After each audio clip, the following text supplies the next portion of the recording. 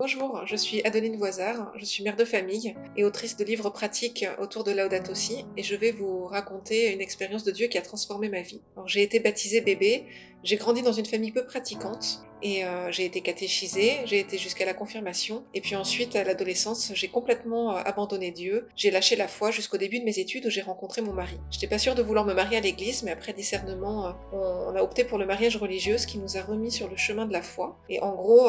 pendant les 5 premières années de notre mariage, ma foi consistait à aller à la messe le dimanche, et puis c'était tout. On n'avait jamais vu nos parents prier, du coup on priait jamais, on savait même pas qu'on pouvait être chrétien autrement qu'en allant juste à la messe le dimanche. Et puis on était heureux comme ça, mais au fil des années, ça faisait déjà 5 ans qu'on était mariés, on avait 2 jeunes enfants, on trouvait qu'il y avait des familles qui avaient l'air sympas à la messe, et on s'est dit bah tiens, si on s'ouvrait aux chrétiens. Donc on a rencontré quelques familles chrétiennes, et on voyait bien que leur joie voyait de leur foi, donc ça nous touchait. Elles se sont mises à nous inviter à des soirées d'adoration, de confession, d'intercession. Et en fait, tous ces mots anciens, on comprenait pas ce que ça voulait dire, ça nous faisait un petit peu peur. Donc on restait entre nous. Mais malgré tout, a germé en nous l'idée de faire une retraite en famille. Alors on ne connaissait rien non plus, on trouvait rien, mais on a fini par accepter l'invitation d'une amie à aller faire une session à Paray-le-Monial. En regardant sur internet, on voyait les louanges, on voyait la foule, ça nous faisait peur, c'était vraiment quelque chose auquel on n'était pas habitué, puis on n'aimait pas trop la foule non plus. Et en même temps, c'était compatible avec la taille de notre famille, avec notre vie de famille. Donc on s'est retrouvés à Paray-le-Monial l'été 2011, et là on a vraiment découvert la fraternité, la vie de prière, la joie, la foi vivante de milliers de personnes.